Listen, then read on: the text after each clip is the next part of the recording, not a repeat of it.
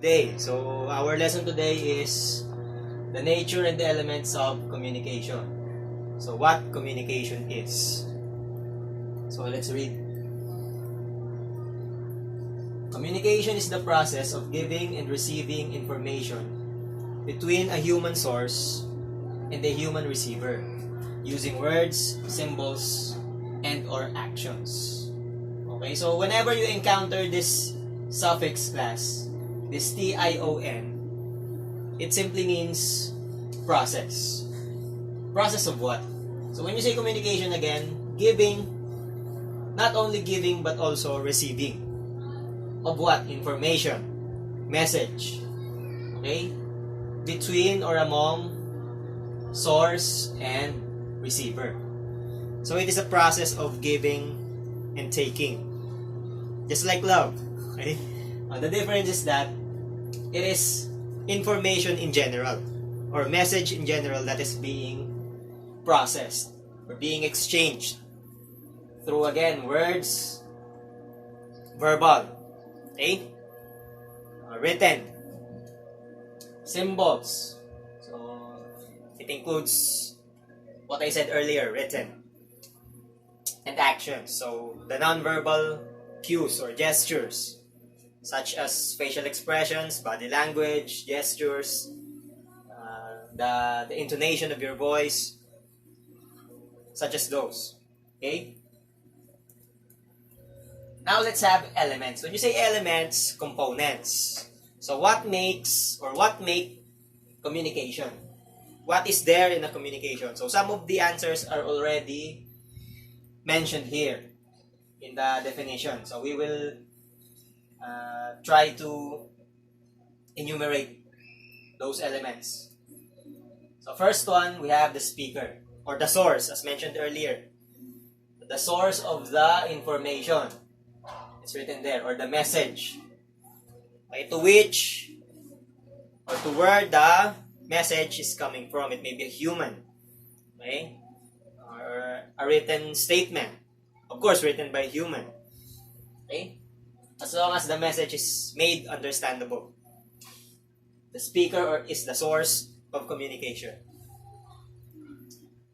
The message is the information, ideas, or thoughts conveyed by the speaker in words or in action. So just like this, I am the speaker. My message is elements of communication. What I am doing is I am trying to convey it to you as the viewers, as the receivers. Okay? The thoughts. Through words, through actions, just like what I'm doing. So this thing that I'm doing. Okay? I'm trying to convey the message clearly. Okay? Encoding. So, it's different from the encoding that you're thinking right now. It's not that. When you say encoding in communication as an element, it is the process of converting the message into words or actions. We all know that the message first, before we say it, is processed or is being thought in our mind before we say it. Now, when we say it, through our voice, our lips, or when we write it in words, or we act it using actions, nonverbal cues, that is what you call encoding.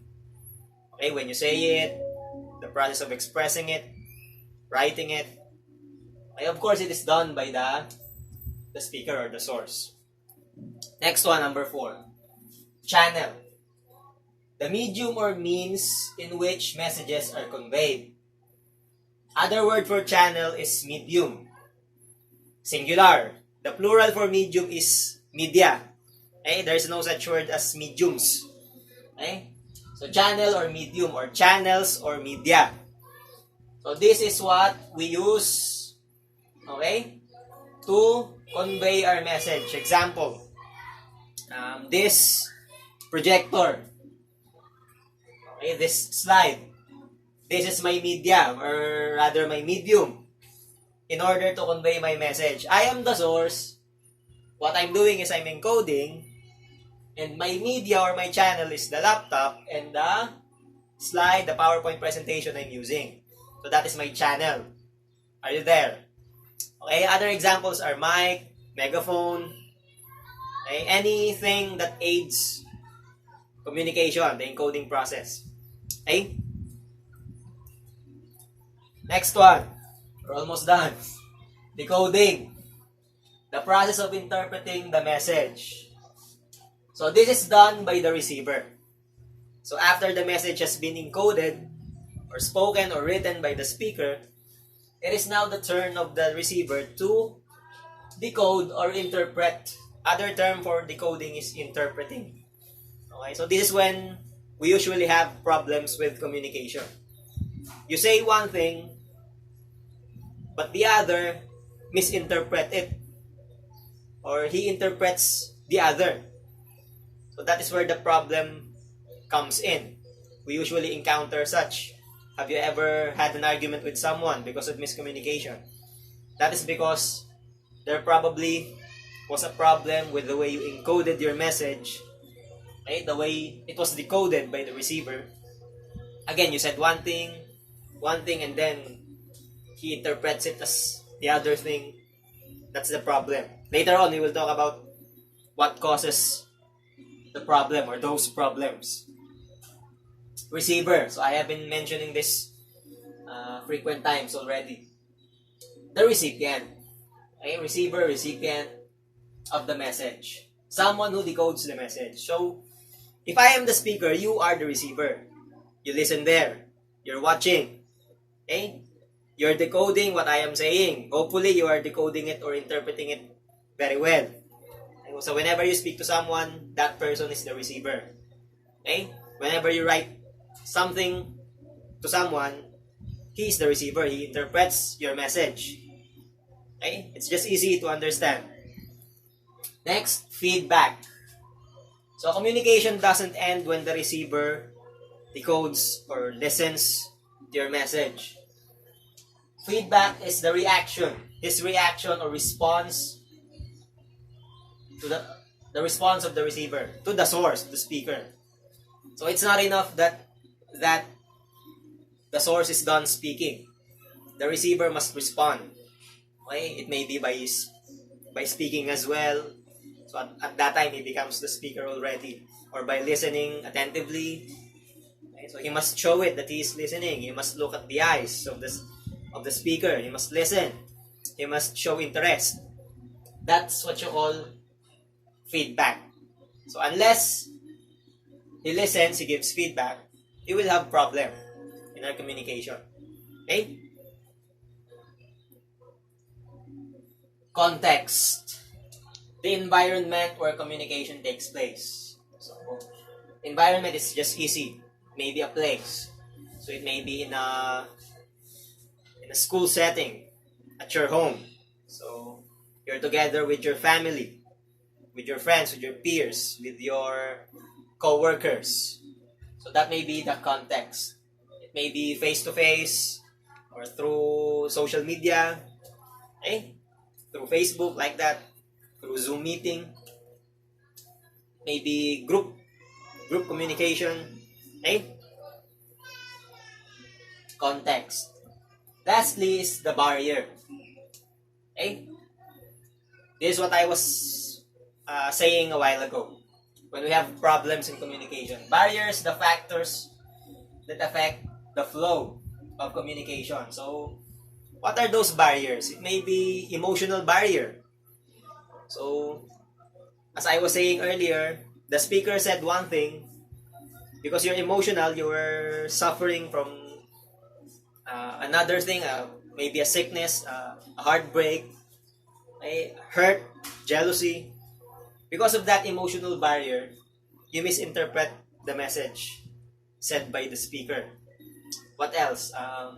This is very common, technological or technical barrier. So you may be listening, but your Wi-Fi is not that okay. Your Wi-Fi is not that working. So there may be a technical barrier, technological barrier. What else? Physical barrier, meaning the noise. The noise in the context, in the environment. So the dog's barking. The chicken's the chicken noise, the chickens crowing. Okay? Those are physical barrier. What else? The music, the loud music, or other people chattering, their noise. Physiological. Okay? I'm just running this down because later we will talk about this more specifically. I'm just giving examples. Physiological means you have problem within yourself. Let's say hearing or speaking impediment. So you have difficulty in encoding or decoding message. So those are barriers or the last element for communication. So again, we have 9. Let's try to review. Speaker, message or messages, encoding, channel, decoding, receiver, feedback, context, barrier. If you have trouble with recalling, you may just watch again, okay, the video. Models of communication. When you say model, a systematic description of an abstract process. When you say abstract, it is not simple. It is somehow complex. So we try to use a model or a description, systematic one, to make it simpler. Do you know that communication is not that easy? It's not that simple. That's why we're having conflicts. We're having problems with our friends, with our loved ones. Because again, it's not that simple. So we have to make it simpler, systematic, organized. And that will be possible with the help of a model or a diagram. Okay? So if you know this very well, you can improve your communication. If you know how to organize or how to know the flow of communication with its elements. So we have here, please bear with the screen, the clarity. We have source, message, channel, receiver. That is how the flow of communication was conveyed by Berlo's SMCR model. So SMCR stands for source, message, channel, receiver. So there we have the sub elements according to him, to this person, this theorist. Okay? So we have under source, communication skills of the speaker, the attitudes, the knowledge, social system, meaning the upbringing, okay? The culture, the message. We have the content, elements, okay? Treatment, structure, code, and we will not elaborate further, just learn them, okay? Self-explanatory. Channel, we have hearing. Okay. What do we use? Do we use a microphone? Do we use an earphone for processing the message? Seeing, are you clear? Or is the video clear? Like that. It's also a factor in communication. Touching. So again, non-verbal. Okay? You may send a message just by patting on the back, hugging, such. Okay? Smelling, how does something or someone smell? It may send the message, okay? So when you smell someone, you may say, you smell good, okay? Tasting, okay? That is also factors in communication, okay? So, in other words, your senses. So, the channel is for improving your senses, so that communication will be better perceived or better processed. So receiver, the same as the source, okay? Because they are both person processing communication.